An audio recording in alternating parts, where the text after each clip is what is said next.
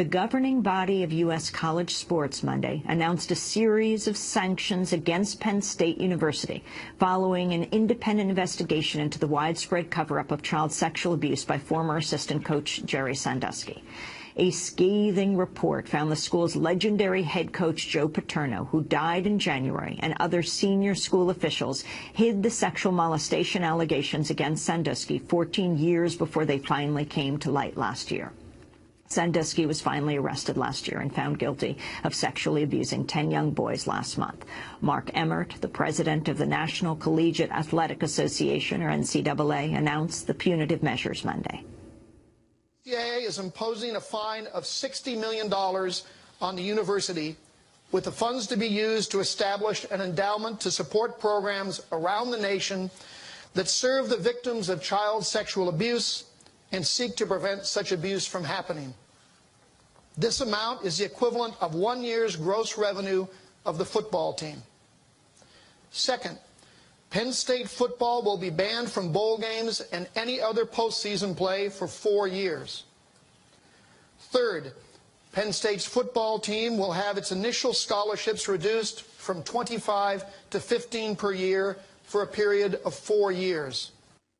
Other sanctions announced by the NCAA include vacating all wins of the Penn State football team from 1998 to 2011 and a 5-year probationary period for the university's athletic program. The NCAA is also reserving the right to initiate a formal investigation and disciplinary procedure and to impose penalties on individuals involved in the case after criminal proceedings have concluded.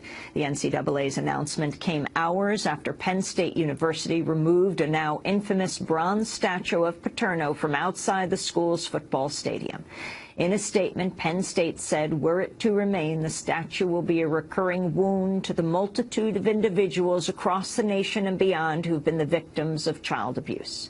To talk more about the case and the sanctions against Penn State University, we go to Washington, D.C. to speak with Dave Zirin, sports columnist for The Nation magazine and host of Edge of Sports on radio Sirius XM. He's author of a number of books, including Bad Sports, How Owners Are Ruining the Games We Love. Most recently, he assisted John Carlos in writing his memoir, The John Carlos Story, The Sports Moment That Changed the World. Dave Zirin, welcome back to Democracy Now! Talk about the significance of these NCAA sanctions and what it means that the NCAA didn't give Penn State what the sports world is calling the death penalty. Yeah, the significance is that it is absolutely unprecedented, and it's unprecedented in a way that I think should be very frightening for Democracy Now! Listeners. I think one of the things that maybe will allow people to understand this is think about Naomi Klein's book, The Shock Doctrine. I mean, what happened at Penn State was absolutely horrible, and many of us, there is no book big enough to throw at Penn State, no punishment too great that we would like to see the school suffer, and yet that is why we have civil and criminal courts. What the NCAA did was something they have never done in their history, which is involve themselves in a criminal manner and punish a school unilaterally for the purposes of their own brand rehabilitation. And if you look at what actually resulted from what the NCAA did yesterday, this is what they really did. They removed scholarships from people who were 4 years old when Jerry Sandusky retired. So they actually hurt dozens of young students who had nothing to do with this whatsoever. They ignored the role of the Board of Trustees, including the sitting governor, Tom Corbett, and the role that they may have played in the state of Pennsylvania in covering up Sandusky's crimes for the purposes of protecting Penn State football. As I said, they intervened in a criminal and civil case for the first time, and somehow we're supposed to think this is okay. And the NCAA, which is a private, nonprofit institution, reached into a public campus, Penn State, and removed $60 million from its budget. Now, that, to me, is a precedent which should actually, I think, set our teeth on edge, because this is a subject that you have covered on Democracy Now! In a number of different guises, but it's this idea of private, unaccountable forces like the NCAA in this case, acting without oversight and with the kind of heavy hand that precludes any semblance of democratic oversight. Well, first, let us go through these sanctions, each one what they are, and especially for people who are not sports fans, who don't understand what each of these sanctions are. No, absolutely. The sanctions are extreme. I mean, the first one, the $60 million that I already described, what that is going to mean is going to mean that sports across the campus that are not revenue-producing sports, like the women's sports program at Penn State University, that's not going to get the funding that it needs. It's going to mean that a lot of people are going to try to leave Penn State in the next year and try to find scholarships elsewhere, which will, if they get them, deprive people on other campuses of athletic scholarships. The other sanction, which we haven't discussed yet, is the vacating of all the wins that the Penn State football program completed from 1998 to 2011. These wins just didn't happen. I mean, it's kind of a bizarre thing that the NCAA does. They've stricken these wins from the record book. And what that does is it further punctures the legend of Joe Paterno, the late coach, because he no longer is now the winningest coach in NCAA history. Now, automatically, with the snap of their fingers, he's the 12th winningest coach in NCAA history. And as one of the players tweeted out, this is a player who, Adam Taliaferro, he has a metal plate in his neck. He said, I guess this metal plate doesn't exist either in my neck because that the game that I was in where I got it just never happened.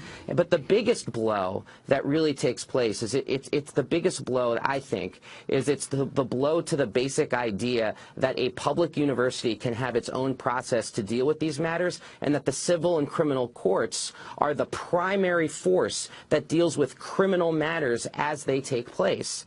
That's what really was punctured yesterday by the NCAA. And unfortunately, what this does is it ensures more scandals in the future, because I would argue that it's the very setup of the NCAA, the very setup of a multi-billion-dollar entity that builds its money on the idea of turning coaches into deities, turning football programs into too-big-to-fail operations, and turning players into basically unpaid campus workers as opposed to student athletes.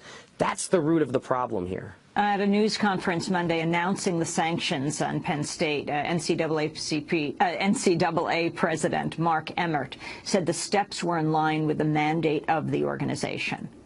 Our Constitution and bylaws make it perfectly clear that the association exists not simply to promote fair play on the field, but to insist that athletic programs provide positive moral models for our students, enhance the integrity of higher education, and promote the values of civility, honesty, and responsibility.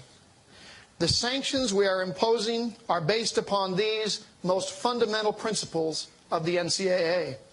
Your response, Dave Zirin. I mean, if this whole case wasn't so tragic, I would be laughing too hard to respond to what Mark Emmert just said. I mean, the NCAA started 100 years ago by Teddy Roosevelt because too many students were dying on football fields, particularly in the Ivy Leagues, and it was created to create a uniform code of conduct and a uniform rules for collegiate sports. It has since morphed into this kind of operation where they negotiate $10.8 billion television deals, where they sell the likenesses of players to video games, where they sell the likenesses of players on credit cards for well-heeled boosters.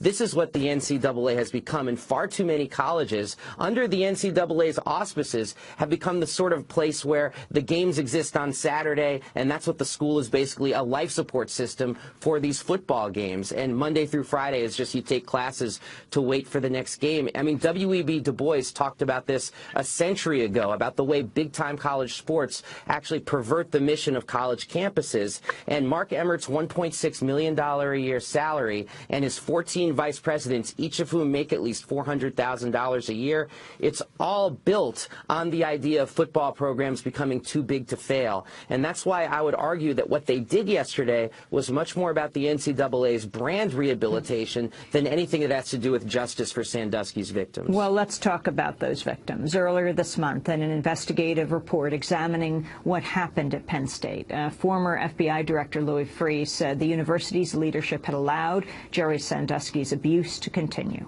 Our most saddening and sobering finding is the total disregard for the safety and welfare of Sandusky's child victims by the most senior leaders at Penn State. Mr. Spanier, Schultz, Paterno, and Curley also failed to alert the Board of Trustees about the 1998 investigation or take any other action against Mr. Sandusky. None of them ever spoke to Sandusky about his conduct. In short, Nothing was done, and Sandusky was allowed to continue with impunity. And that was former FBI Director Louis Freeh who led the investigation. Dave Zirin, let us take a step back and go through what actually happened, what Sandusky did, what he did when it was known and when it was covered up. Well, at this point, there only is what we know, and I still think there is a lot that we don't know. But what we know for sure is that starting in 1998, Jerry Sandusky was asked to leave Penn State football. He was given, as Louis Freeh discovered in his useful report, a $169,000 severance check to leave Penn State. And the thing about Freeh's report, though, which is so problematic, is it is very useful in many respects, but it goes very, very hard after Joe Paterno, who's already dead, Graham Spanier, who's been fired, and Schultz and Curley, who are already indicted. It does not look at the role of the sitting Board of Trustees. One member of the Board of Trustees has since resigned, but the rest of them are still sitting pretty on top of the Penn State pyramid. I think they all should go, and I think any sane look at this says that they were derelict in their duty in terms of their leadership of the school. And then there's sitting Governor Tom Corbett right now, and this is a big story in Pennsylvania. It's not a big national story, and this is a real problem. Tom Corbett is currently on the Board of Trustees. He's the Pennsylvania governor. Yes, he is the former state's attorney general of the state of Pennsylvania. Over the course of 2 years, he had the information about Jerry Sandusky, and based on who you believe, he either assigned one person to the case, or his office responds and says, that's an outrage. We actually assigned 2 people to the case. And over 2 years, they basically did nothing. It's called in Pennsylvania the slow-walking indictment. And the reason why that a lot of people, including entities like ESPN, which is hardly democracy now, why they have inferred that why he did this was that he was in the process of raising a lot of money for his gubernatorial run from Penn State alums and from the board of Jerry Sandusky's charity, Second Mile. He held fundraisers without alerting Second Mile that Jerry Sandusky was under investigation at the head of the board of directors of this incredibly large child charity service called Second Mile. And the idea that Tom Corbett has not had to answer for these questions is very problematic to a lot of people in Pennsylvania. Speaking to PAMatters.com earlier this month, Pennsylvania Governor Tom Corbett defended himself against accusations that the 3-year investigation should have been opened and concluded earlier. Corbett launched the criminal investigation against Sandusky, as you said, Dave, while he was Attorney General of Pennsylvania. There has been criticism in the past of why we didn't charge, why I didn't charge right after the very first report, and that would be the young man from Clinton County. And I think it's clear now, and especially if you talk to victim advocates and people that have done this kind of work, that very hard in a one-on-one case. But when you present a series of victims, and the consistency in the testimony. Not absolute consistency, but consistency in demonstrating the modus operandi, for want of a better term, of Mr. Sandusky, thank you. I'm trying to blot the name out. I don't blame you. I think we all are. That this investigation was conducted in order to get somebody off the street, not to lose the investigation, and we were successful. That was Pennsylvania Governor Tom Corbett. Dave Zirin, your response. My response is that he needs to explain the $650,000, and once again I get that number from ESPN, that he raised from the board of directors of Jerry Sandusky's foundation, Second Mile, while he was running for governor. My response is to ask why more investigators weren't put on this incredibly important case. And when you look at the degree to which Penn State football, and this is part of the problem, it's so hegemonic culturally in this section of Pennsylvania, so hegemonic financially, so hegemonic emotionally, culturally, and the fact that it really looks like Tom Corbett did not want to really go there, even if it meant the fact that more children could be victimized over the course of his investigation. What's most problematic to me, Amy, is that Tom Corbett played a huge role in getting Louis Freeh to do this investigation. He vouched for Louis Freeh. He considers Louis Freeh a friend. And the idea that Tom Corbett has not had to answer himself under subpoena for why he did what he did, I mean, it's one of those things where look who we're attacking right now. We're attacking 18-year-old scholarship athletes and making them pay the price when people in power have not really had to be affected or afflicted by the horrible crimes that took place in Happy Valley. Dave Zirin, explain the significance of the Second Mile Foundation and the significance of Sandusky having to leave Penn State but giving the rights to the locker room. No, I'm glad you mentioned that, and this has to be a part of the story, because Second Mile started as a small children's charity for underprivileged children that was started by Jerry Sandusky. He wrote a book about why this charity was going to become his life's work after he left football. The book, disturbingly enough, was self-published, and it's called Touched. The Jerry Sandusky story, and people have wondered whether that was part of his own just horrible approach to children, is why he called it Touched. Jerry Sandusky was somebody who then took this children's charity, Second Mile, and turned it into something, through his connections at Penn State, that was this incredibly powerful entity, this incredibly powerful nonprofit that had its tentacles reach throughout the state of Pennsylvania. And it also looks like it was the place where Jerry Sandusky chose his victims on the basis of how vulnerable they were, on the basis of how poor their economic situation was, on the basis of them not having other adults in their lives who would listen to them. I mean, it's about, reading through the court testimony as Sandusky's trial took place, and he was convicted on 45 of 48 counts, 700 years behind bars. It couldn't have been more diabolical, and it couldn't have been more disturbing about how these children were exploited over the course of so many years. And Second Mile was also something that was supported greatly by Penn State University, and it looks to be very much that it was a condition of keeping what Sandusky was doing quiet, was making sure that the charity was funded and making sure it would kind of just be kept quiet and all go away for the purposes of protecting the brand of the football program. I mean, this is banality of evil writ large. I mean, you have this horrible monster at the center of it in Jerry Sandusky, and then you have layers and layers and layers of people in power who are scared about what his scandal would do to them, even if the collateral damage was small children. And it's this horror show why a lot of people, I think, are celebrating what the NCAA did. But I would turn back once again to the Naomi Klein concept of the Shock Doctrine, and really we should be worried about the kind of power that the NCAA is assuming in what really should be a criminal and civil manner. Let's go back to Jerry Sandusky in his own words. In November, he spoke with NBC's Bob Costas in his first interview after he was charged. I am innocent of those charges.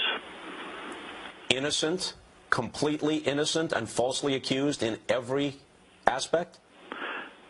Well, I could say that, I have done some of those things. I have horsed around with kids. I have showered after workouts.